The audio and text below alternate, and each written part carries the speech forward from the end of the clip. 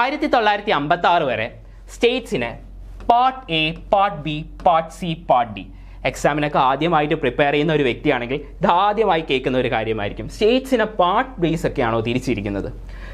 അതായത് ഇന്ത്യൻ പ്രസിഡന്റിന് emergency declare ചെയ്യാനുള്ള അധികാരം ഒരു കോടതിയും ഇന്ത്യയിൽ ചോദ്യം ചെയ്യാൻ പാടില്ല.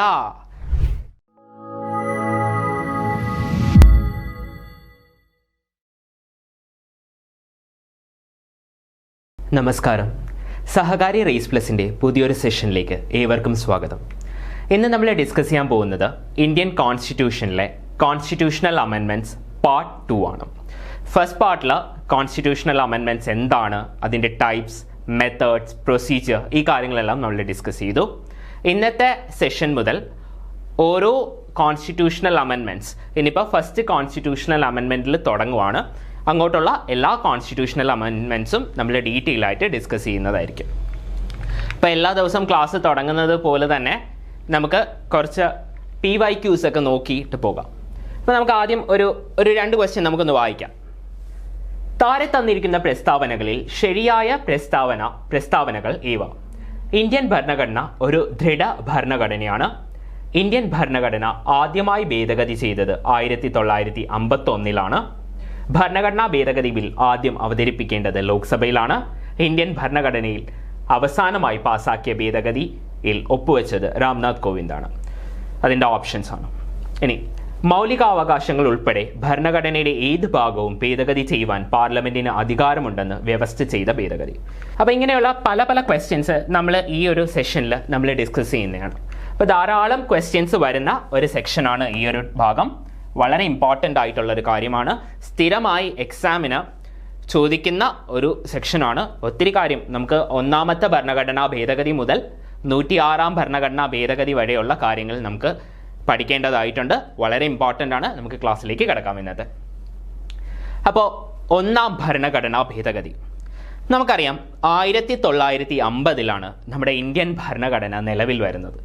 തൊട്ടടുത്ത വർഷം തന്നെ നമുക്ക് ആദ്യമായി നമ്മുടെ ഭരണഘടന ഭേദഗതി ചെയ്യേണ്ടി വരികയുണ്ടായി. ആദ്യത്തെ ഭരണഘടനാ ഭേദഗതിയുടെ യഥാർത്ഥ ഉദ്ദേശം എന്ന് പറയുന്നത് അന്ന് നിലവിലുണ്ടായിരുന്ന ഏറ്റവും മോശപ്പെട്ട സിസ്റ്റംസിലൊന്നായ ജന്മിത്ത വ്യവസ്ഥ, സാമിന്ദാരി സിസ്റ്റം, പല പേരുകളിലുണ്ടായിരുന്നു. സാമിന്ദാരി, റയോട്ട്വാരി, മഹൽവാരി, അങ്ങനെയുള്ള പല പേരുകളിൽ ഈ സാമിന്ദാരി സിസ്റ്റം അല്ലെങ്കിൽ ജന്മിത്ത വ്യവസ്ഥ ഇന്ത്യയിൽ നിലനിന്നിരുന്നു. ആ ഒരു ജന്മിത്ത വ്യവസ്ഥയെ അബോളിഷ് ചെയ്യുക എന്നതായിരുന്നു ആദ്യത്തെ ഭരണഘടനാ ഭേദഗതിയുടെ പ്രിൻസിപ്പൽ കോൺസെപ്റ്റ് അല്ലെങ്കിൽ മെയിൻ ആയിട്ടുള്ള ഉദ്ദേശം. അപ്പോൾ കുറച്ച് പോയിന്റ്സിലേക്ക് നമുക്ക് ആദ്യം കടക്കാം. Empowered the state to make special provisions for the advancement of socially and economically backward classes. സാമൂഹികപരമായും സാമ്പത്തികപരമായും പിന്നോക്കം നിൽക്കുന്ന ജനവിഭാഗങ്ങൾക്ക് വേണ്ടിയുള്ള സ്പെഷ്യൽ പ്രൊവിഷൻസ് നിർമ്മിക്കാൻ സ്റ്റേറ്റിന് അധികാരം നൽകുന്നതായിരുന്നു ആദ്യത്തെ പ്രൊവിഷൻ. രണ്ടാമത്തത് provided for the saving of laws provided for acquisition of estates. ഞാൻ നേരത്തെ തൊട്ട് മുന്നേ പറഞ്ഞായിരുന്നു, ആ ഒരു സമയത്ത് നിലനിന്നിരുന്ന ജന്മിത്ത വ്യവസ്ഥ, ആ ഒരു സിസ്റ്റം മാറ്റുക എന്നതായിരുന്നു ഈ ആദ്യത്തെ ഭരണഘടനയുടെ മെയിൻ ഉദ്ദേശം. അത് അബോളിഷ് ചെയ്യുക എന്നതായിരുന്നു. അപ്പോൾ അങ്ങനെ ഒരു കാര്യം ചെയ്യുന്ന സമയത്ത് ധാരാളം സ്ഥലങ്ങൾ, എസ്റ്റേറ്റ് മീൻസ് ലാൻഡ്സ്, ധാരാളം സ്ഥലങ്ങൾ ഗവൺമെൻറ്റിന്, സ്റ്റേറ്റിന് ഏറ്റെടുക്കേണ്ടതായി വരുന്ന സാഹചര്യം വരും. അപ്പോൾ അങ്ങനെ ഒരു സാഹചര്യം വരുന്ന സമയത്ത് അതുമായി ബന്ധപ്പെട്ട നിയമങ്ങൾ പ്രൊട്ടക്റ്റ് ചെയ്യുക എന്നുള്ളതായിരുന്നു ഒരു പ്രൊവിഷൻ ആദ്യത്തെ ഭരണഘടനാ ഭേദഗതിയിൽ. അടുത്തത് added 9th schedule to protect the land reforms and other laws included in it from judicial review. അപ്പോൾ ഈ 9th ഷെഡ്യൂൾ നമുക്കറിയാം, ഭരണഘടന നിലവിൽ വരുന്ന സമയത്ത്, അതായത് 1950 8 ഷെഡ്യൂൾസ് ആണ് ഉണ്ടായിരുന്നത്. അങ്ങനെ ഈ ഒരു ഭരണഘടനാ ഭേദഗതിയിലൂടെ 9ാമത്തെ ഷെഡ്യൂൾ ഇൻക്ലൂഡ് ചെയ്തു. ഈ 9ാമത്തെ ഷെഡ്യൂളിന് ഒത്തിരി ഇമ്പോർട്ടൻസ് ഉള്ള ഒരു ഷെഡ്യൂളിലാണ്. ഇതിൻ്റെ പ്രത്യേകത എന്താണെന്ന് വെച്ചാൽ, ഈ ഒരു ഷെഡ്യൂളിൻ്റെ അകത്ത് ഉൾപ്പെടുത്തിയിരിക്കുന്ന പ്രൊവിഷൻസ് ജുഡീഷ്യൽ റിവ്യൂവിന് ബാധകമല്ല. അതായത് കോടതികൾക്ക് പോലും അതിന്മേൽ ഒരു ചർച്ച ചെയ്യാനോ വിധിന്യായം പുറപ്പെടുവിക്കാനോ ഉള്ള അധികാരമില്ല. കോടതിക്ക് റദ്ദ് ചെയ്യാൻ പറ്റത്തില്ല. അപ്പോൾ ആ ഒരു കാര്യം, അതായത് ഇപ്പം നമ്മുടെ ഈ ലാൻഡ് റിഫോംസ് എന്ന് പറയുന്ന കാര്യം അല്ലെങ്കിൽ ലാൻഡ് റിഫോംസുമായി ബന്ധപ്പെട്ട നിയമങ്ങൾ എല്ലാം 9th ഷെഡ്യൂളിൽ ഇൻക്ലൂഡ് ചെയ്തു. അതുവഴി ജുഡീഷ്യൽ റിവ്യൂ, പിന്നീട് ജുഡീഷ്യൽ റിവ്യൂ വഴി ആ നിയമങ്ങൾ റദ്ദാവാതിരിക്കാൻ വേണ്ടിയായിരുന്നു ആ ഒരു രീതിയിൽ കാര്യങ്ങൾ ചെയ്തത്. അതേപോലെ നമുക്കറിയാം നമ്മുടെ freedom of speech and expression ഏറ്റവും ഇമ്പോർട്ടൻ്റ് ആയിട്ടുള്ള ഫണ്ടമെൻ്റൽ റൈറ്റ്സിൽ ഉള്ള ഒരു റൈറ്റ് ആണ് article 19 subsection 1 subsection A, right to freedom of speech and expression.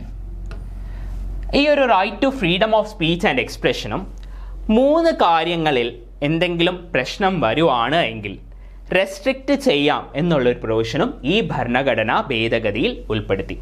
അതായത് ആ 3 കാര്യങ്ങൾ public order, friendly relations with foreign states, incitement to an offence.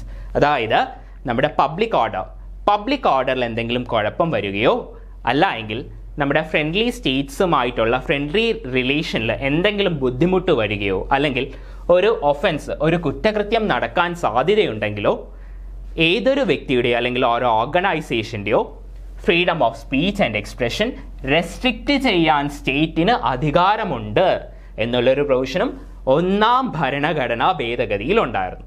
അതേപോലെ തന്നെ ഈ കാര്യം റീസണബിളും ജസ്റ്റിഷ്യബിളുമാക്കി. അതായത് പബ്ലിക് ഓർഡറോ friendly relations with foreign states or incitement to an offence, ഇത് 3 കാര്യവും എന്തെങ്കിലും കുഴപ്പം വരുന്ന ഒരു കാര്യം വരുവാണെങ്കിൽ ഏതൊരു വ്യക്തിയുടെയും freedom of speech and expression restrict ചെയ്യാം എന്നുള്ളൊരു അധികാരം സ്റ്റേറ്റിനുണ്ട്, ഗവൺമെൻറ്റിനുണ്ട്. ആ ഒരു കാര്യം റീസണബിൾ ആണ് and is also justiciable. Okay, then നമുക്കറിയാം അടുത്തൊരു പോയിന്റ് ആണ് സ്റ്റേറ്റ് ട്രേഡിംഗ് ആൻഡ് നാഷണലൈസേഷൻ. ഈ പോയിന്റിന് മുന്നേ ഞാൻ ആദ്യം നാഷണലൈസേഷൻ എന്താണെന്ന് പറയാം. നാഷണലൈസേഷൻ എന്ന് പറഞ്ഞാൽ ദേശസാൽക്കരണം എന്നാണ് മലയാളം വേർഡ്. ദേശസാൽക്കരിക്കുക എന്ന് പറഞ്ഞാൽ നമ്മുടെ ഒരു സ്ഥാപനം, ഗവൺമെൻറ് ഏതെങ്കിലും ഒരു പ്രൈവറ്റ് ഓർഗനൈസേഷനോ എന്തെങ്കിലും ഒരു ഓർഗനൈസേഷനിൽ മെജോറിറ്റി ഷെയർസ് ഗവൺമെൻറ് ഏറ്റെടുക്കുന്ന പ്രോസസ്സിനെയാണ് ദേശസാൽക്കരണം അല്ലെങ്കിൽ നാഷണലൈസേഷൻ എന്ന് പറയുന്നത്. അതായത് ഇപ്പം നമുക്കറിയാം, നമുക്ക് ഏറ്റവും കൂടുതൽ അറിയാം നമ്മുടെ റെയിൽവേയുടെ IRCTC, അതേപോലെ തന്നെ എയർപോർട്ട് അതോറിറ്റി ഓഫ് ഇന്ത്യ, ഇതെല്ലാം പബ്ലിക് സെക്ടർ അണ്ടർടേക്കിങ്സ് ആണ്. PSUs എന്നും വളരെ ഇമ്പോർട്ടൻ്റ് ആയിട്ടുള്ളൊരു കാര്യമാണ് എക്സാം പോയിന്റ് ഓഫ് വ്യൂവിൽ. ഇപ്പം എക്കണോമിക്സിലും ഒക്കെ ഇമ്പോർട്ടൻ്റ് ആണ് അത്. അപ്പോൾ PSUസിൻ്റെ കാര്യമൊക്കെ നമ്മൾ പറയുവാണെങ്കിൽ പല PSUs നമുക്കറിയാം, മഹാരത്ന, നവരത്ന, മിനിരത്ന, ഇങ്ങനെ ഈ ഒരു ക്ലാസിഫിക്കേഷനിൽ സെൻട്രൽ PSUs നടത്താറുണ്ട്. ഈ ഒരു ക്ലാസിഫിക്കേഷനിലാണ് സെൻട്രൽ PSUs. അപ്പോൾ അങ്ങനെയുള്ള PSUസിലൊക്കെ 51% ഷെയർ സെൻട്രൽ ഗവൺമെൻറ്റിനാണ്. അതെന്തിനാന്ന് വെച്ചാൽ 51% എന്ന് പറയുമ്പോൾ മെജോറിറ്റി ഷെയർസ് ആവും. മെജോറിറ്റി ഷെയർസ് ആയാൽ ഗവൺമെൻറ്റിന് അതിന് അധികാരം വരുമല്ലോ, ആ ഒരു സ്ഥാപനത്തിൻ്റെ കൺട്രോൾ ചെയ്യാനുള്ള അധികാരം ഗവൺമെൻറ്റിന് വരും. ആ ഒരു പ്രോസസ്സാണ് നാഷണലൈസേഷൻ. അതേപോലെ തന്നെ നാഷണലൈസേഷൻ ഓഫ് ബാങ്ക്സും വളരെ ഇമ്പോർട്ടൻ്റ് ആണ്. ധാരാളം എക്സാമിന് നാഷണലൈസേഷൻ ഓഫ് ബാങ്ക്സും ചോദിക്കാറുണ്ട്. നമ്മുടെ ഫോർത്ത് 5 ഇയർ പ്ലാനിൻ്റെ സമയത്ത് 1969 ഇന്ത്യയിൽ ആദ്യമായി 14 ബാങ്ക്സ് ഒക്കെ നാഷണലൈസ് ചെയ്യുന്നത്, ഇന്ദിരാഗാന്ധിയുടെ ടൈമിലൊക്കെ. അതും വളരെ ഇമ്പോർട്ടൻ്റ് ആണ്. അപ്പോൾ ഇതാണ് നാഷണലൈസേഷൻ. മെജോറിറ്റി ഓഫ് ഷെയർസ്, അതായത് മിനിമം 51% ഷെയർസ് എങ്കിലും ഗവൺമെൻറ് ഏറ്റെടുക്കുന്ന പരിപാടി. അതുവഴി ആ ഒരു സ്ഥാപനം അല്ലെങ്കിൽ ആ ഒരു ഓർഗനൈസേഷൻ ഗവൺമെൻറ്റിൻ്റെ കൺട്രോളിലാക്കുന്ന പ്രോസസ്സാണ് നാഷണലൈസേഷൻ. അപ്പോൾ നമ്മുടെ ഈ ഫസ്റ്റ് അമെൻമെൻറ്റുമായിട്ട് ബന്ധപ്പെട്ട കാര്യത്തിലേക്ക് വരുന്ന സമയത്ത് ഏതെങ്കിലും ഒരു സ്ഥാപനം നാഷണലൈസേഷൻ ചെയ്യുകയോ അല്ലെങ്കിൽ ഏതെങ്കിലും ഒരു പെർട്ടിക്കുലർ ട്രേഡ് സ്റ്റേറ്റിന് മാത്രമാക്കുകയോ ചെയ്യുന്നത് ഒരിക്കലും റൈറ്റ് ടു ട്രേഡ് ഓർ ബിസിനസ്സിനെ വയലേറ്റ് ചെയ്യുന്നതാവുന്നതില്ല. ഈ right to trade or business എന്ന് പറയുന്നതും ഒരു ഫണ്ടമെൻ്റൽ റൈറ്റ് ആണ്. ആർട്ടിക്കിൾ 19 സബ്സെക്ഷൻ 1 സബ്സെക്ഷൻ ജിയിൽ വരുന്നതാണ്. Right to practice any profession, occupation, trade, ഈ ഒരു കാര്യം ഓർ ബിസിനസ്, ഇത് ആർട്ടിക്കിൾ 19(1) ജിയിൽ വരുന്ന കാര്യമാണ്. അപ്പോൾ ഇങ്ങനെ ഒരു കാര്യം സ്റ്റേറ്റ് ഇംപ്ലിമെൻറ്റ് ചെയ്യുവാണെങ്കിൽ ഏതെങ്കിലും സ്ഥാപനങ്ങൾ നാഷണലൈസ് ചെയ്യുകയോ അല്ലെങ്കിൽ ഏതെങ്കിലും ഒരു പെർട്ടിക്കുലർ ട്രേഡ് സ്റ്റേറ്റിൻ്റെ കൺട്രോളിൽ മാത്രമാക്കുകയോ ചെയ്യുന്നത് right to trade or business എന്ന് പറയുന്ന ഫണ്ടമെൻ്റൽ റൈറ്റിൻ്റെ വയലേഷൻ അല്ല എന്ന് 1ാം ഭരണഘടനാ ഭേദഗതി പറയുന്നു. ഓക്കെ, ഇനി അടുത്തത് നമ്മുടെ ഈ പറയുന്ന സെഷൻസിൽ ഒത്തിരി നമുക്ക് 106ഓളം ഭരണഘടനാ ഭേദഗതികൾ നിലവിൽ വന്നു. ഇതെല്ലാം നമുക്ക് പഠിക്കാൻ ബുദ്ധിമുട്ടുണ്ട്, ഇതെല്ലാം എക്സാമിന് ചോദിക്കത്തുമില്ല. അപ്പം നമുക്ക് ഇമ്പോർട്ടൻ്റ് ആയിട്ടുള്ള എക്സാമിന് ചോദിക്കുന്ന ഭരണഘടനാ ഭേദഗതികൾ വേണം നമ്മൾ പഠിക്കാനുള്ളത്. അപ്പം അതുകൊണ്ടാണ് എല്ലാ ഭരണഘടനാ ഭേദഗതികളും ഇൻക്ലൂഡ് ചെയ്തിട്ടില്ല. അങ്ങോട്ട് പോകുന്ന സമയത്ത് ഒത്തിരി കുറേ അടുത്തടുത്തുള്ള ഭരണഘടനാ ഭേദഗതികളെല്ലാം ഇമ്പോർട്ടൻ്റ് ആയി വരും. അപ്പം നമ്മൾ പഠിക്കും. അപ്പം അതുകൊണ്ടാണ് 1ാം ഭരണഘടനാ ഭേദഗതി കഴിഞ്ഞ് നമ്മൾ 7ാം ഭരണഘടനാ ഭേദഗതിയിലേക്ക് പോകുന്നത്. അപ്പോൾ 7ാം ഭരണഘടനാ ഭേദഗതി 7th കോൺസ്റ്റിറ്റ്യൂഷണൽ അമെൻമെൻറ്റ് ആക്ട് 1956 വളരെ ഇമ്പോർട്ടൻ്റ് ആയിട്ടുള്ളൊരു ഭേദഗതിയാണിത്. നമ്മുടെ രാജ്യത്ത് ഇന്ന് നമുക്കറിയാം കേരളമുണ്ട്, ധാരാളം സംസ്ഥാനങ്ങളുണ്ട്. ഭാഷാടിസ്ഥാനത്തിലാണ് ഇന്ന് സംസ്ഥാനങ്ങളെ തരം തിരിച്ചിരിക്കുന്നത്. മലയാളം സംസാരിക്കുന്നവർക്ക് വേണ്ടി കേരളം, തമിഴ് സംസാരിക്കുന്ന ആൾക്കാരുടെ വേണ്ടി തമിഴ്നാട്, അല്ലേ? അങ്ങനെ ഭാഷാടിസ്ഥാനത്തിൽ ലിംഗ്വിസ്റ്റിക് ബേസിസിലാണ് ഇന്ന് സ്റ്റേറ്റ്സ് തിരിച്ചിരിക്കുന്നത്. പക്ഷേ 1956 മുന്നേ വരെ ഈ ഒരു സിനാരിയോ അല്ലായിരുന്നു. 1956 വരെ സ്റ്റേറ്റ്സിനെ part A, part B, part C, part D. എക്സാമിനൊക്കെ ആദ്യമായിട്ട് പ്രിപ്പയർ ചെയ്യുന്ന ഒരു വ്യക്തിയാണെങ്കിൽ ഇത് ആദ്യമായി കേൾക്കുന്ന ഒരു കാര്യമായിരിക്കും. സ്റ്റേറ്റ്സിനെ പാർട്ട് ബേസ് ഒക്കെയാണോ തിരിച്ചിരിക്കുന്നത്? അതെ, 1956 മുന്നേ വരെ, അതായത് നമ്മുടെ ഭരണഘടനയെല്ലാം നിലവിൽ വന്ന ശേഷവും പോലും ഈ ഒരു രീതിയിലായിരുന്നു ക്ലാസിഫൈ ചെയ്തിരുന്നത്. ഇതിൽ പാർട്ട് എ എന്ന് പറയുന്നത് ഗവർണേഴ്സ് പ്രോവിൻസ്, പാർട്ട് എ എന്ന് പറയുന്നത് ഗവർണേഴ്സ് പ്രോവിൻസും പാർട്ട് ബി എന്ന് പറയുന്നത് പ്രിൻസ്ലി സ്റ്റേറ്റ്സ് നാട്ടുരാജ്യങ്ങൾ, പ്രിൻസ്ലി സ്റ്റേറ്റ്സും, അതേപോലെ പാർട്ട് സി എന്ന് പറയുന്നത് ചീഫ് കമ്മീഷണേഴ്സ് പ്രോവിൻസുകളും പിന്നെ കുറച്ച് പ്രിൻസ്ലി സ്റ്റേറ്റ്സും ഇതിലും ഉണ്ടായിരുന്നു കേട്ടോ. അതായത് ചീഫ് കമ്മീഷണേഴ്സ് പ്രോവിൻസിൻ്റെ കൂടെ കുറച്ച് പ്രിൻസ്ലി സ്റ്റേറ്റ്സിനെയും കൂടെ ചേർത്തായിരുന്നു പാർട്ട് സി ക്ലാസിഫിക്കേഷനിലുണ്ടായിരുന്നു. അത് കഴിഞ്ഞ് പാർട്ട് ഡി എന്ന് പറയുന്നത് ആൻഡമാൻ ആൻഡ് നിക്കോബാർ ഐലൻഡ്സിന് മാത്രമായി പാർട്ട് ഡി. അപ്പോൾ ഈ ഒരു രീതിയിലായിരുന്നു സ്റ്റേറ്റ്സിനെ തിരിച്ചിരുന്നത്. അപ്പോൾ ആ ഒരു സമയത്ത് തന്നെ 1953 ആയ സമയത്ത് തന്നെ ഭാഷാടിസ്ഥാനത്തിൽ ലിംഗ്വിസ്റ്റിക് ബേസിസിൽ സ്റ്റേറ്റ്സിനെ തിരിക്കണമെന്ന് പറയുന്ന ഒരു ആവശ്യം ഭയങ്കരയേറെ ശക്തമായി. അങ്ങനെ 1953 ആന്ധ്ര നിലവിൽ വരുന്നു. 1953 ആന്ധ്ര നിലവിൽ വരുന്നു. അതിനുശേഷവും ഈ ഒരു ആവശ്യം വളരെയേറെ ശക്തമായി. അങ്ങനെ 1956 7ാം ഭരണഘടനാ ഭേദഗതി വരുന്നു. 7ാം ഭരണഘടനാ ഭേദഗതിക്കകത്ത് സ്റ്റേറ്റ് റീഓർഗനൈസേഷൻ ആക്ട് 1956 വരുന്നു. ആ ഒരു നിയമത്തിൻ്റെ ബേസിസിലാണ് പിന്നീട് 14 സംസ്ഥാനങ്ങളും 6 കേന്ദ്രഭരണ പ്രദേശങ്ങളും 14 സംസ്ഥാനങ്ങളും 6 കേന്ദ്രഭരണ പ്രദേശങ്ങളും നിലവിൽ വരുന്നത്.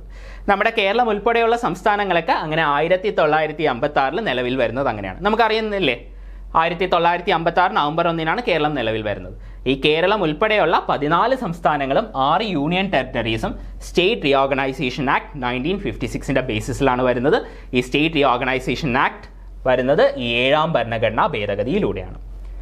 ഓക്കെ, അടുത്ത point, extended the jurisdiction of high court to union territories. നമുക്കറിയാം, നമ്മുടെ തൊട്ടടുത്തുള്ളൊരു യൂണിയൻ ടെറിട്ടറിയാണ് ലക്ഷദ്വീപ്. ലക്ഷദ്വീപിൻ്റെ ഏറ്റവും അടുത്തുള്ള സ്ഥലം ഏതാ? ഏറ്റവും അടുത്തെത്താൻ പറ്റുന്ന സ്ഥലം നമ്മുടെ കൊച്ചിയാണ്. നമുക്കറിയാവുന്ന കാര്യമല്ലേ. നമ്മുടെ കൊച്ചി എന്ന് പറയുന്ന കേരളത്തിൻ്റെ ഭാഗമല്ലേ. അതുകൊണ്ട് തന്നെ നമ്മുടെ ഇങ്ങനെയുള്ള പല യൂണിയൻ ടെറിട്ടറീസും ആ യൂണിയൻ ടെറിട്ടറിയുമായി ഏറ്റവും അടുത്തുള്ള സ്ഥലത്തിൻ്റെ അല്ലെങ്കിൽ ആ ഒരു സ്റ്റേറ്റിൻ്റെ ഹൈക്കോർട്ടിൻ്റെ കീഴിലാണ്. അതായത് ഇപ്പോൾ നമ്മുടെ ലക്ഷദ്വീപിൻ്റെ കേസ് എടുക്കുകയാണെങ്കിൽ കേരള ഹൈക്കോർട്ടിൻ്റെ കീഴിലാണ് ലക്ഷദ്വീപ് വരുന്നത്. ഇപ്പോൾ ആൻഡമാൻ ആൻഡ് നിക്കോബാർ ഐലൻഡ്സിനെ പറ്റിയാണെങ്കിൽ കൊൽക്കത്ത ഹൈക്കോർട്ടിൻ്റെ ജൂറിസ്ഡിക്ഷനിലാണ് ആൻഡമാൻ നിക്കോബാർ ഐലൻഡ്സ് വരുന്നത്. അതേപോലെ തന്നെ നമുക്കറിയാം Daman and Diu and Dadra and Nagar Haveli, ഇതിപ്പോൾ നിലവിൽ ഈ ഒരു യൂണിയൻ ടെറിട്ടറിയാണ്. പണ്ട് ഇത് 2 യൂണിയൻ ടെറിട്ടറി ആയിരുന്നു. ഇന്ന് ഈ ഒരു യൂണിയൻ ടെറിട്ടറിയാണ്. ഈ യൂണിയൻ ടെറിട്ടറി ബോംബെ ഹൈക്കോർട്ടിൻ്റെ കീഴിലാണ്. പിന്നെ അതേപോലെ തന്നെ ഡൽഹി യൂണിയൻ ടെറിട്ടറിയാണ്. ഡൽഹിയിൽ സ്വന്തമായി ഉണ്ട്, ഡൽഹിക്ക് ഡൽഹി ഹൈക്കോർട്ട് ഉണ്ട്.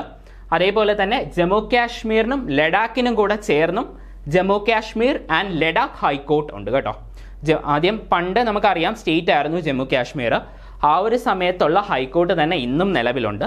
പക്ഷേ ഇന്ന് ജമ്മു കാശ്മീർ എന്ന് പറയുന്ന ഒരു യൂണിയൻ ടെറിട്ടറി ഉണ്ട്, ലഡാക്ക് എന്ന് പറയുന്ന ഒരു യൂണിയൻ ടെറിട്ടറി ഉണ്ട്. ഈ 2 യൂണിയൻ ടെറിട്ടറീസിനും കൂടെ ചേർത്ത് അന്നത്തെ പണ്ട് ജമ്മു കാശ്മീർ സ്റ്റേറ്റ് ആയിരുന്ന സമയത്തുള്ള ഹൈക്കോർട്ട് തന്നെ ഇന്നും നിലവിൽ ജമ്മു കാശ്മീർ ആൻഡ് ലഡാക്ക് ഹൈക്കോർട്ട് എന്നുള്ള പേരിൽ നിലവിലുണ്ട്. 2 യൂണിയൻ ടെറിട്ടറീസിനും ഒരു ഹൈക്കോർട്ട്. ബാക്കിയുള്ള യൂണിയൻ ടെറിട്ടറീസിനെല്ലാം അതിൻ്റെ ഏറ്റവും വിസിനിറ്റിയിലുള്ള സ്റ്റേറ്റ്സിലെ ഹൈക്കോർട്ടുമായിട്ട് ജൂറിസ്ഡിക്ഷൻ നൽകി. അപ്പോൾ ആ ഒരു കാര്യമാണ് ഈ സെക്കൻഡ് പോയിന്റിൽ പറയുന്ന extended jurisdiction of high courts to union territories. Then provided for the establishment of a common high court for 2 or more states. ഒന്നിൽ കൂടുതൽ സംസ്ഥാനങ്ങൾക്ക് ഒരേ ഹൈക്കോർട്ട് ജൂറിസ്ഡിക്ഷൻ നൽകി. എല്ലാ സംസ്ഥാനങ്ങൾക്കും അവരവരുടേതായ ഹൈക്കോർട്ട്സ് വേണമെന്ന് യാതൊരുവിധ നിർബന്ധവുമില്ല. ഇപ്പോൾ ഇന്ത്യയിലെ ഏറ്റവും കൂടുതൽ ജൂറിസ്ഡിക്ഷൻ ഉള്ള ഹൈക്കോർട്ട് ഗുവാഹത്തി ഹൈക്കോർട്ടാണ്. ഗുവാഹത്തി ഹൈക്കോർട്ടിൻ്റെ കീഴിലാണ് ആസാം വരുന്നത്, നാഗാലാൻഡ് വരുന്നത്, മിസോറാം വരുന്നത്, അരുണാചൽ പ്രദേശ് വരുന്നത്. ഈ ഗുവാഹത്തി ഹൈക്കോർട്ട് ധാരാളം പ്രാവശ്യം ചോദിച്ചതാണ്. അതിൻ്റെ ക്വസ്റ്റ്യൻ ഇങ്ങനെയാണ്: ഏറ്റവും കൂടുതൽ ജൂറിസ്ഡിക്ഷൻ ഉള്ള ഇന്ത്യയിലുള്ള ഹൈക്കോർട്ട് ഏതാണ്? അതേപോലെ തന്നെ ഇപ്പം നമ്മുടെ ബോംബെ ഹൈക്കോർട്ടിൻ്റെ കീഴിലാണ് മഹാരാഷ്ട്രയും ഗോവയും. ഗോവ എന്ന് പറയുന്ന സെപ്പറേറ്റ് സ്റ്റേറ്റ് അല്ലേ. അതേപോലെ തന്നെ പഞ്ചാബിനും ഹരിയാനയ്ക്കും കൂടെ പഞ്ചാബ് ആൻഡ് ഹരിയാന ഹൈക്കോർട്ടാണ്. ഇപ്പോൾ ചില സ്ഥലങ്ങളിൽ നമ്മുടെ PSCക്കും ഇതേ പ്രൊവിഷൻ ഉണ്ട് കേട്ടോ. ഇപ്പോൾ എല്ലാ സംസ്ഥാനങ്ങൾക്കും പബ്ലിക് സർവീസ് കമ്മീഷൻസും മസ്റ്റായിട്ട് ഉണ്ടാവണമെന്നില്ല. ജോയിൻറ്റ് പബ്ലിക് സർവീസ് കമ്മീഷൻ എന്ന് പറയുന്ന ഒരു പ്രൊവിഷനും നമ്മുടെ ഭരണഘടനയിൽ കൊടുത്തിട്ടുണ്ട്. അതേപോലെ തന്നെയാണ് ഇവിടെയും. എല്ലാ സംസ്ഥാനങ്ങൾക്കും ഹൈക്കോർട്ട്സ് വേണമെന്നില്ല. 2 അതിൽ കൂടുതൽ സംസ്ഥാനങ്ങൾക്ക് വേണമെങ്കിലും ഒരു ഹൈക്കോർട്ടിൻ്റെ ജൂറിസ്ഡിക്ഷൻ്റെ കീഴിൽ വരാം. Okay. Provided for the appointment of additional and acting judges of the High Court. High court ജഡ്ജസിൻ്റെ appointment of additional and acting judges, അതായത് അഡീഷണൽ ആൻഡ് ആക്ടിംഗ് ജഡ്ജസിൻ്റെ അപ്പോയിൻമെൻറ്റിനെ പറ്റിയുമാണ് നമ്മുടെ ഈ ഒരു ഭരണഘടനാ ഭേദഗതി, അതായത് 7ാം ഭരണഘടനാ ഭേദഗതി പറയുന്നത്. അതായത് 7ാം ഭരണഘടനാ ഭേദഗതി എന്ന് പറയുന്നത് സ്റ്റേറ്റ് റീഓർഗനൈസേഷനുമായി ബന്ധപ്പെട്ട കാര്യങ്ങളെല്ലാമാണ് കേട്ടോ. അതുകൊണ്ട് തന്നെയാണ് ഈ ഹൈക്കോർട്ടിൻ്റെ കാര്യങ്ങളൊക്കെ വരുന്നതും ഈ സ്റ്റേറ്റ് റീഓർഗനൈസേഷനുമായി ബന്ധപ്പെട്ടാണ്. Okay. Going on to next amendment, that is 9th constitutional amendment 1960. ആ ഒരു സമയത്ത് ഇന്ത്യൻ പ്രൈം മിനിസ്റ്റർ എന്ന് പറയുന്നത് നമുക്കറിയാം ജവഹർലാൽ നെഹ്റു. അദ്ദേഹം തന്നെയാണ് 1947 മുതൽ 1964 അദ്ദേഹത്തിൻ്റെ മരണം വരെയും ഇന്ത്യൻ പ്രൈം മിനിസ്റ്റർ ആയിരുന്നത്. പ്രസിഡന്റ് ഡോക്ടർ രാജേന്ദ്ര പ്രസാദ്, അദ്ദേഹം 62 വരെ ഇന്ത്യൻ പ്രസിഡന്റ് ആയിരുന്നു. ലോ മിനിസ്റ്റർ അശോക് കുമാർ സെൻ, വളരെ വളരെ വളരെ മിടുക്കനായിട്ടുള്ളൊരു വ്യക്തിയായിരുന്നു ഈ അശോക് കുമാർ സെൻ എന്ന് പറയുന്നത്. ഇന്ത്യയിൽ അന്ന് ഏറ്റവും പേര് കേട്ട ഒരു അഡ്വക്കേറ്റ് ആയിരുന്നു ഇദ്ദേഹം. ഇദ്ദേഹത്തിൻ്റെ നെഫ്യൂ ആണ് നമ്മുടെ അമർത്യ സെൻ, എക്കണോമിസ്റ്റ് ആയിട്ടുള്ള അമർത്യ സെൻ. അതേപോലെ തന്നെ ഇദ്ദേഹത്തിൻ്റെ ബ്രദറാണ് ആദ്യത്തെ ചീഫ് ഇലക്ഷൻ കമ്മീഷണറായ, ഇന്ത്യയുടെ ആദ്യത്തെ ചീഫ് ഇലക്ഷൻ കമ്മീഷണറായ സുകുമാർ സെൻ ഒക്കെ. അതേപോലെ തന്നെ ഒത്തിരി പ്രാവശ്യം മന്ത്രിയായിട്ടും സെൻട്രൽ മിനിസ്റ്ററായിട്ടും ഇരുന്നിട്ടുള്ള വ്യക്തിയാണ് ഈ അശോക് കുമാർ സെൻ എന്ന് പറയുന്ന വ്യക്തി. came into force on 28 December 1960. അപ്പോൾ ഇതിൻ്റെ പ്രൊവിഷൻസ് എന്താണെന്ന് നമുക്ക് നോക്കാം. ഏറ്റവും ഇമ്പോർട്ടൻ്റ് ആയിട്ടുള്ള ചേഞ്ചസ് ഈ ഒരു അമെൻമെൻറ്റ് കൊണ്ടുവന്നത് എന്താണെന്ന് വെച്ചാൽ, നമ്മുടെ first schedule list of union and territory, അതായത് നമ്മുടെ സ്റ്റേറ്റിൻ്റെയും അതേപോലെ യൂണിയൻ ടെറിട്ടറിയുടെയും അതേപോലെ ടെറിട്ടോറിയൽ ബൗണ്ടറിയുടെയും ഒരു ലിസ്റ്റ് ഉണ്ട് നമ്മുടെ ഫസ്റ്റ് ഷെഡ്യൂളിലാണ്. ആ ഒരു ഫസ്റ്റ് ഷെഡ്യൂളിലുള്ള കണ്ടൻസ് മാറ്റിയ ഒരു ഭേദഗതിയാണ് ഈ 9ാം ഭരണഘടനാ ഭേദഗതി.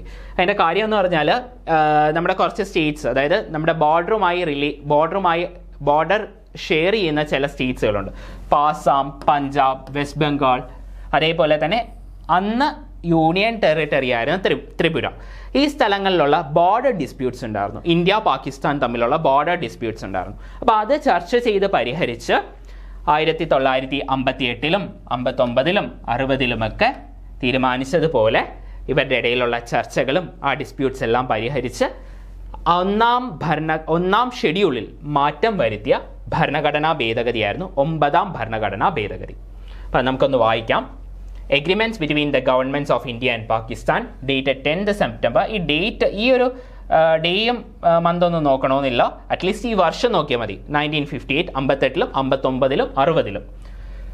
23rd October 1959 and 11th January 1960 settled certain boundary disputes between the government of India and Pakistan relating to the borders of the states of Assam, Punjab, West Bengal and the Union Territory of Tripura.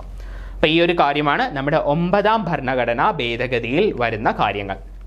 ഇനി അടുത്ത ഏറ്റവും important ആയിട്ടുള്ള ഏറ്റവും കൂടുതൽ എക്സാമിന് കണ്ടിട്ടുള്ള ഭരണഘടനാ ഭേദഗതിയാണ് 21ാം ഭരണഘടനാ ഭേദഗതി. 1967 നിലവിൽ വരുന്നതാണ് 21ാം ഭരണഘടനാ ഭേദഗതി. Included Sindhi as the 15th language in the 8th schedule. 8th ഷെഡ്യൂളിൽ ലാംഗ്വേജസിനെ പറ്റിയാണ് പറയുന്നത്. ഒഫീഷ്യൽ ലാംഗ്വേജസ് അല്ലെങ്കിൽ ഷെഡ്യൂൾഡ് ലാംഗ്വേജസ്. നമുക്കറിയാം ഇന്ത്യ എന്ന് പറയുന്ന രാജ്യത്തിന് ഒരു നാഷണൽ ലാംഗ്വേജ് ഇല്ല, പക്ഷേ ഇന്ത്യക്ക് ഒരു ഒഫീഷ്യൽ ലാംഗ്വേജ് ഉണ്ട്. India's official language is Hindi in Devanagari script. ഇതാണ് ആർട്ടിക്കിൾ 343 പറയുന്നത്. ആർട്ടിക്കിൾ 343 പ്രകാരം ഇന്ത്യയുടെ ഒഫീഷ്യൽ ലാംഗ്വേജ് ഹിന്ദിയാണ് ഇൻ ദേവനാഗരി സ്ക്രിപ്റ്റ്. ധാരാളം പ്രാവശ്യം ചോദിച്ചിട്ടുള്ള ഈ സ്ക്രിപ്റ്റിൻ്റെ പേര്. അപ്പോൾ അതാണ് ഇന്ത്യയുടെ ഒരു ഒഫീഷ്യൽ ലാംഗ്വേജ്. അതിന് പുറമേ തന്നെ സ്റ്റേറ്റ്സിന് ഒഫീഷ്യൽ ലാംഗ്വേജ് ഉണ്ട്. പല സംസ്ഥാനങ്ങൾക്കും പല ഒഫീഷ്യൽ ലാംഗ്വേജസ് ഉണ്ട്. ആ ഒഫീഷ്യൽ ലാംഗ്വേജസ് നമ്മുടെ കോൺസ്റ്റിറ്റ്യൂഷൻ റിക്കഗ്നൈസ് ചെയ്തിട്ടുണ്ട് 8th ഷെഡ്യൂളിൽ. ഇന്ത്യൻ ഭരണഘടന നിലവിൽ വരുന്ന സമയത്ത് 14 ലാംഗ്വേജസ് മാത്രമേ ഈ ഒരു 8th ഷെഡ്യൂളിൽ ഉണ്ടായിരുന്നുള്ളൂ. 14 ലാംഗ്വേജസ്. പിന്നീട് അടുത്ത ലാംഗ്വേജ് ആയിട്ടാണ് നമ്മുടെ സിന്ധി ലാംഗ്വേജ്, അതായത് 15ാമത്തെ ലാംഗ്വേജ് ആയിട്ട് 8th ഷെഡ്യൂളിൽ ഇൻക്ലൂഡ് ചെയ്യുന്നത്.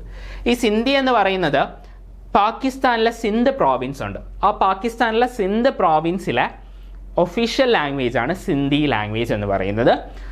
നമ്മുടെ പാർട്ടീഷൻ സമയത്ത്, നമ്മുടെ ഇൻഡിപെൻഡൻസ് 1947 പാർട്ടീഷൻ്റെയൊക്കെ സമയത്ത് ധാരാളം സിന്ധി സ്പീക്കേഴ്സ്, സിന്ധി ഭാഷ സംസാരിക്കുന്ന ധാരാളം ആൾക്കാർ നമ്മുടെ രാജസ്ഥാൻ, ഗുജറാത്ത്, മഹാരാഷ്ട്ര ഈ സ്ഥലങ്ങളിലൊക്കെ വന്നിട്ടുണ്ട്. അപ്പോൾ ധാരാളം സിന്ധി സ്പീക്കേഴ്സൊക്കെ ഉണ്ട്. അപ്പോൾ അങ്ങനെയാണ് നമ്മുടെ 15ാമത്തെ ഭാഷയായി സിന്ധി 8th ഷെഡ്യൂളിൽ ഇൻക്ലൂഡ് ചെയ്യുന്നത്. അതിനുശേഷം പിന്നീട് 71ാം ഭരണഘടനാ ഭേദഗതി വഴിയും അതേപോലെ തന്നെ 92nd ഭരണഘടനാ ഭേദഗതി വഴിയും കുറച്ച് ലാംഗ്വേജസ് വീണ്ടും ഇതേപോലെ ഇൻക്ലൂഡ് ചെയ്ത് നിലവിൽ 22 ഒഫീഷ്യൽ ലാംഗ്വേജസ് 8th ഷെഡ്യൂളിലുണ്ട്. നിലവിൽ 22 ഒഫീഷ്യൽ ലാംഗ്വേജസ് 8th ഷെഡ്യൂളിലുണ്ട്. ഈ 22 ലാംഗ്വേജസ് മാത്രമേ ഇന്ത്യൻ ഭരണഘടന റെക്കഗ്നൈസ് ചെയ്യുന്നുള്ളൂ. നമ്മുടെ ഈവൻ ജ്ഞാനപീഠം, ഇന്ത്യയിലെ ഏറ്റവും ഹയസ്റ്റ് ലിറ്റററി അവാർഡാണ് ജ്ഞാനപീഠം. ഈ ജ്ഞാനപീഠം നേടണമെങ്കിലും ഈ 22 ഭാഷകളിൽ എഴുതുന്ന അല്ലെങ്കിൽ ഈ 22 ഭാഷകളിലുള്ള ലിറ്റററി വർക്ക്സിന് മാത്രമാണ് ജ്ഞാനപീഠം നൽകുന്നത്. ഇത്ര ഇമ്പോർട്ടൻ്റ് ആയിട്ടുള്ളൊരു കാര്യമാണ്. 21st Amendment included Sindhi as the 15th language in the 8th schedule. അടുത്ത ഭരണഘടനാ ഭേദഗതിയിലേക്ക് നമുക്ക് പോകാം. 24th Constitutional Amendment Act 1971. നമ്മുടെ ഇന്ദിരാഗാന്ധിയുടെയൊക്കെ ടേമിലൊക്കെ കയറുവാണ് നമ്മൾ. Affirm the power of parliament to amend any part of constitution including fundamental rights. Fundamental right ഉൾപ്പെടെ ഉള്ള ഏതൊരു കാര്യവും പാർലമെന്റിന് അമെൻഡ് ചെയ്ത് മാറ്റം വരുത്താം, എടുത്തു കളയാം, എന്ത് വേണമെങ്കിലും ചെയ്യാം എന്നുള്ളൊരു കോൺട്രവേഴ്സ്യൽ ആയിട്ടുള്ളൊരു പ്രൊവിഷൻ ഉണ്ടായ അമെൻമെൻ്റ് ആണ് 24ാം ഭരണഘടനാ ഭേദഗതി. നമ്മൾ കഴിഞ്ഞ ക്ലാസ്സിൽ കോൺസ്റ്റിറ്റ്യൂഷണൽ അമെൻമെൻറ്റ്സിൻ്റെ ഫസ്റ്റ് പാർട്ടിൽ ഡിസ്കസ് ചെയ്തപ്പം ഇതിൻ്റെ ആർട്ടിക്കിൾ ഉൾപ്പെടെയുള്ള കാര്യങ്ങൾ നമ്മൾ ഡിസ്കസ് ചെയ്തായിരുന്നു. affirm the power of parliament to amend any part of constitution including fundamental rights. നിലവിലും ഇത് ഇങ്ങനെ തന്നെയാണ്. പ്രൊവൈഡഡ് ബേസിക് സ്ട്രക്ചറിന് മാറ്റം വരരുത്. ബേസിക് സ്ട്രക്ചറിന് മാറ്റം വരാതെ ഭരണഘടനയുടെ ഏതൊരു ഭാഗം വേണമെങ്കിലും പാർലമെൻറ്റിന് മാറ്റാം. ഇത് ഇന്നും വാലിഡ് ആണ് കേട്ടോ. ഇതെല്ലാം ഇന്നും വാലിഡ് ആണ്. ഈ പറയുന്ന ബേസിക് സ്ട്രക്ചർ എന്ന് പറയുന്ന ഒരു കാര്യം 1973 വരുന്നത് കേട്ടോ. 1973 സുപ്രീം കോർട്ട് ലാൻഡ്മാർക്ക് ജഡ്ജ്മെൻ്റ് ആണ്. അതേപോലെ തന്നെ made it compulsory for the president to give his assent to a constitutional അമെൻമെന്റ് ബിൽ. അതായത് ഒരു ഭരണഘടനാ ഭേദഗതി അതിൻ്റെ പ്രൊസീജിയേഴ്സ് എല്ലാം കഴിഞ്ഞ് പ്രസിഡന്റിൻ്റെ കയ്യിലെത്തുവാണ് എങ്കിൽ, അതായത് പാർലമെന്റിൻ്റെ ഇരുസഭകളും ലോക്സഭയും രാജ്യസഭയും പാസ്സാക്കി സ്റ്റേറ്റ് ലെജിസ്ലേച്ചേഴ്സിൻ്റെ റാറ്റിഫിക്കേഷൻ വരുന്ന കാര്യങ്ങളാണെങ്കിൽ അതും കഴിഞ്ഞ് പ്രസിഡന്റിൻ്റെ കയ്യിലെത്തുവാണെങ്കിൽ പ്രസിഡന്റിന് വിത്ത്ഹെൽഡ് ചെയ്യാനോ തിരിച്ചയക്കാനോ ഒന്നും കഴിയത്തില്ല. അതായത് പ്രസിഡന്റിന് യാതൊരുവിധ വീറ്റോ അധികാരങ്ങളും വരത്തില്ല. അദ്ദേഹത്തിന് അസെന്റ് നൽകിയേ പാടുള്ളൂ. ടൈം ലിമിറ്റും കാര്യങ്ങളൊന്നും പറയുന്നില്ല. പക്ഷേ ഒരു ഭരണഘടനാ ഭേദഗതി ബില്ല് പ്രസിഡന്റിൻ്റെ കയ്യിലെത്തുവാണെങ്കിൽ അദ്ദേഹത്തിന് അസെന്റ് നൽകാൻ മാത്രമേ സാധിക്കത്തുള്ളൂ. ഈ ഒരു പ്രൊവിഷനും കൊണ്ടുവരുന്നത് 24ാം ഭരണഘടനാ ഭേദഗതിയാണ്. ഇന്നും നിലവിൽ ഇതേ പ്രൊസീജിയർ തന്നെയാണ് ഫോളോ ചെയ്യുന്നത്. നമ്മൾ പാർട്ട് 1 അത് ഡീറ്റെയിൽ ആയിട്ട് ഡിസ്കസ് ചെയ്തു. Okay, Then next amendment, 26th Constitutional Amendment Act 1971 abolished the privy purse and privileges of former rulers of princely states. എന്താണ് പ്രിവി പേഴ്സ്? ഇതും എക്സാമിനൊക്കെ ആദ്യമായി പ്രിപ്പയർ ചെയ്യുന്ന വ്യക്തികളാണെങ്കിൽ നിങ്ങൾ ആദ്യമായിട്ട് കേൾക്കുന്ന ഒരു വേർഡായിരിക്കും പ്രിവി പേഴ്സ്.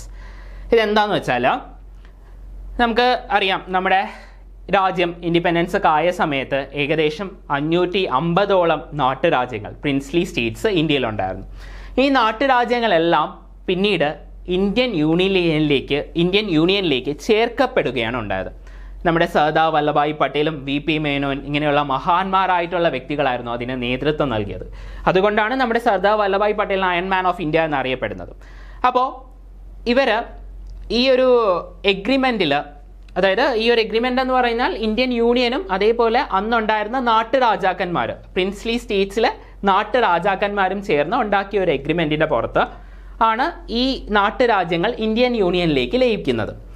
അപ്പോൾ ഇങ്ങനെ ഒരു സാഹചര്യം വരുന്ന സമയത്ത് ഈ പ്രിൻസ്ലി സ്റ്റേറ്റ്സിലെ രാജാക്കന്മാർക്ക് അവരുടെ വരുമാനം കിട്ടാതാവത്തില്ലേ?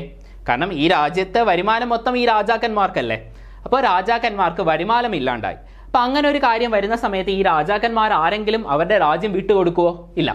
അപ്പോൾ അങ്ങനെ ഒരു പ്രശ്നം ഉടലെടുക്കാതിരിക്കാൻ വേണ്ടി അന്നത്തെ ഈ പറയുന്ന നേരത്തെ പറഞ്ഞ മഹാന്മാരായിട്ടുള്ള വ്യക്തികൾ കൊണ്ടുവന്ന ഒരു പ്രൊവിഷനാണ് ഇതെന്ന് പറഞ്ഞാൽ ഒരു കോമ്പൻസേഷൻ പോലെയാണ്. തങ്ങളുടെ രാജ്യം ഇന്ത്യൻ യൂണിയനിലേക്ക് ലയിപ്പിക്കുന്നത് കൊണ്ട് അവർക്കുണ്ടാവുന്ന നഷ്ടത്തിൻ്റെ ഒരു കുറച്ച് എമൗണ്ട് ഗവൺമെൻറ് വർഷാവർഷം ഈ രാജാക്കന്മാർക്ക് നൽകും. ഈ ഒരു പ്രോസസ്സാണ് അല്ലെങ്കിൽ ഈ ഒരു പ്രൊവിഷനാണ് പ്രിവി പേഴ്സ് എന്ന് പറഞ്ഞുകൊണ്ട് ഉദ്ദേശിക്കുന്നത്. ഇത് 1971 അബോളിഷ് ചെയ്യുന്നത്. ശരിക്കും പറഞ്ഞാൽ ഇന്ദിരാഗാന്ധിയുടെയൊക്കെ അന്നത്തെ 1971 എലക്ഷൻ ഉണ്ടായിരുന്നു, ലോക്സഭാ എലക്ഷൻ്റെ പ്രചാരണത്തിൽ മുൻപന്തിയിൽ നിന്ന ഒരു എലക്ഷൻ ക്യാമ്പയിനിൽ തന്നെ മുൻപന്തിയിൽ നിന്ന ഒരു കാര്യവും ഈ ഒരു പ്രിവി പേഴ്സ് അബോളിഷ്മെൻ്റ് ആയിരുന്നു. പക്ഷേ അതിനുശേഷം പല രാജ്യങ്ങളും പിന്നീട് കോടതികളിലൊക്കെ അപ്പീലൊക്കെ കൊടുത്തു. കുറേ വർഷങ്ങളും കൂടിയൊക്കെ അത് കണ്ടിന്യൂ ചെയ്യിപ്പിച്ചെടുത്തു. ഇപ്പോൾ നമ്മുടെ കേരളത്തിലും ഇതേ സംഭവം ഉണ്ടായിരുന്നു. നമ്മുടെ സേതു ലക്ഷ്മിബായി തമ്പുരാട്ടിയൊക്കെ കോടതിയിലേക്ക് വീണ്ടും കേസും കാര്യങ്ങളൊക്കെ കൊടുത്ത് 1985 വരെ രാജ്ഞിക്ക് പ്രിവി പേഴ്സ് കിട്ടുമായിരുന്നു. പല ഈ 550 പ്രിൻസ്ലി സ്റ്റേറ്റ്സിൽ പല രീതിയിലായിരുന്നു ആൾക്കാർക്ക്, രാജാക്കന്മാർക്ക് പൈസ കിട്ടിയിരുന്നത്. 5000 രൂപ മുതൽ 10, 20, 30, 40 ലക്ഷം വരെ കിട്ടുന്ന രാജാക്കന്മാരുണ്ടായിരുന്നു. നമ്മുടെ തിരുവിതാംകൂറും ഇതിൽ ഉൾപ്പെടുന്നതാണ്. ഹൈദരാബാദിനൊക്കെ ആണെങ്കിൽ ഏകദേശം 42 ലക്ഷം രൂപയായിരുന്നു പെർ ഇയർ പ്രിവി പേഴ്സ് ആയിട്ട് കിട്ടിയിരുന്നത്. ഓക്കെ, അതാണ് പ്രിവി പേഴ്സ്. പ്രിവി പേഴ്സ് എന്ന് പറയുന്ന ഒരു കാര്യം അബോളിഷ് ചെയ്തത് 26ാം ഭരണഘടനാ ഭേദഗതിയിലൂടെയാണ്. ഈ പ്രിവി പേഴ്സും ധാരാളം പ്രാവശ്യം ചോദിച്ചിട്ടുള്ള കാര്യമാണ്. Going on to next amendment, 38th Amendment Act 1975. ഇനി ഇന്നത്തെ ക്ലാസ്സിൽ നമ്മൾ പഠിക്കുന്ന അങ്ങോട്ടുള്ള കുറച്ച് ഭരണഘടനാ ഭേദഗതികളെല്ലാം കോൺട്രവേഴ്സിയൽ ആയിട്ടുള്ള ഭരണഘടനാ ഭേദഗതികളാണ്. ഈ 1975 എന്ന് കാണുമ്പോൾ തന്നെ നിങ്ങൾക്ക് മനസ്സിലാവും, തേർഡ് നാഷണൽ എമർജൻസിയുടെയൊക്കെ ആ ഒരു കാലഘട്ടമാണ്. ഇന്ദിരാഗാന്ധിയുടെയൊക്കെ ഒരു ടെനർ, ആ ഒരു സമയത്ത് ഒത്തിരി പ്രശ്നങ്ങളും കാര്യങ്ങളും ഒക്കെ ഉണ്ടായിരുന്ന സമയത്ത് ഇതെവിടെയുണ്ട്, made during the internal emergency declared from June 1975. ഈ ഒരു കാലത്തിന് ശേഷം വരുന്നതാണ് നമ്മുടെ 38th 39th തൊട്ട് ഒരു 42nd അമെൻമെൻറ്റും ഒക്കെ ഈ ഒരു കാലഘട്ടത്ത് വരുന്നതാണ്. അപ്പോൾ എക്സാം പെർസ്പെക്റ്റീവിൽ വളരെ ഇമ്പോർട്ടൻ്റ് ആയിട്ടുള്ള ഒരു കാര്യങ്ങളാണ്. ഏറ്റവും കൂടുതൽ ഈ ഒരു ഭാഗത്തൊക്കെ ഉള്ള അമെൻമെൻറ്റ്സ് ആണ് ഏറ്റവും കൂടുതൽ എക്സാമിന് ചോദിച്ച് കണ്ടിട്ടുള്ളത്. അപ്പോൾ ഈ ഒരു സമയത്ത് 38ാം ഭരണഘടനാ ഭേദഗതിയിൽ ഉള്ള ഓരോ പ്രൊവിഷൻസ് ആയിട്ട് നമുക്ക് നോക്കാം. Made the declaration of emergency by president non justiciable. അതായത് ഇന്ത്യൻ പ്രസിഡന്റിന് എമർജൻസി ഡിക്ലെയർ ചെയ്യാനുള്ള അധികാരം ഒരു കോടതിയും ഇന്ത്യയിൽ ചോദ്യം ചെയ്യാൻ പാടില്ല. ഇന്ത്യൻ പ്രസിഡന്റിന്റെ എമർജൻസി ഡിക്ലെയർ ചെയ്യാനുള്ള അധികാരം നോൺ ജസ്റ്റീഷ്യബിൾ, ദാറ്റ് ഈസ് ഇന്ത്യയിലുള്ള ഒരു കോടതിക്ക് പോലും ചോദ്യം ചെയ്യാൻ അധികാരമില്ല. ഇത് വളരെ ഒരു അൺകോൺസ്റ്റിറ്റ്യൂഷണലും ബേസിക് സ്ട്രക്ചറിനെയൊക്കെ വയലേറ്റ് ചെയ്യുന്ന ഒരു കാര്യമാണ്. അതുകൊണ്ട് തന്നെ പിന്നീട് 1980 ഈ ഒരു കാര്യമൊക്കെ പിന്നീട് കുറേ വയലേഷൻസ് ഒക്കെ വന്നു. പല സുപ്രീം കോർട്ട് ഇടപെട്ട് ഈ ഒരു കാര്യം അൺകോൺസ്റ്റിറ്റ്യൂഷണൽ ആണെന്നും വോയിഡ് ആണെന്നൊക്കെ വിധിച്ചിട്ടുണ്ട്. നമ്മൾ ഫസ്റ്റ് പാർട്ടിൽ അത് ഡീറ്റെയിൽ ആയിട്ട് ഡിസ്കസ് ചെയ്തിട്ടുണ്ട്. അടുത്തത് made the promulgation of ordinance by the president, governors and administrators of union territories non justiciable. അപ്പോൾ ഈ ഒരു സമയത്ത് ഉണ്ടാക്കുന്ന ഓർഡിനൻസുകൾ, ഓർഡിനൻസ് മീൻസ് ടെമ്പററി ആയിട്ടുള്ള നിയമങ്ങളെയാണ് ഓർഡിനൻസ് എന്ന് പറയുന്നത്. അപ്പോൾ ഈ ഒരു സമയത്ത് പ്രസിഡന്റും ഗവർണേഴ്സും അതേപോലെ തന്നെ യൂണിയൻ ടെറിട്ടറീസിലെ അഡ്മിനിസ്ട്രേറ്റേഴ്സും പുറപ്പെടുവിക്കുന്ന ഓർഡിനൻസുകൾ നോൺ ജസ്റ്റിഷ്യബിൾ ആണ്. അതും ഒരു കോടതിയിലും ചോദ്യം ചെയ്യാൻ പറ്റില്ല എന്നുള്ള പ്രൊവിഷനും ഇന്ത്യൻ ഭരണഘടനയിൽ കൊണ്ടുവരുന്നത് 38ാം ഭരണഘടനാ ഭേദഗതിയിലാണ്. അടുത്തത് empowered the president to declare different proclamations of national emergency on different ground simultaneously. ഇതാണ് ഇമ്പോർട്ടൻറ്റ്. അതായത് ഒരേ സമയത്ത് തന്നെ പല കാരണങ്ങളുടെ ബേസിസിൽ നാഷണൽ എമർജൻസി ഡിക്ലെയർ ചെയ്യാനുള്ള അധികാരം ഇന്ത്യൻ പ്രസിഡന്റിന് നൽകുന്ന പ്രൊവിഷനാണിത്. നമുക്കറിയാം രണ്ടാമത്തെ നാഷണൽ എമർജൻസി നിലവിലിരുന്ന അതേ സമയത്താണ് മൂന്നാമത്തെ നാഷണൽ എമർജൻസി ഡിക്ലെയർ ചെയ്യുന്നത്. ഇതേ കാര്യം തന്നെയാണ്. ഒരേ സമയത്ത് തന്നെ ഒന്നിൽ കൂടുതൽ നാഷണൽ എമർജൻസി ഡിക്ലെയർ ചെയ്യാൻ പ്രസിഡന്റിന് അധികാരം നൽകുന്ന ഒരു പ്രൊവിഷനായിരുന്നു ഇത്.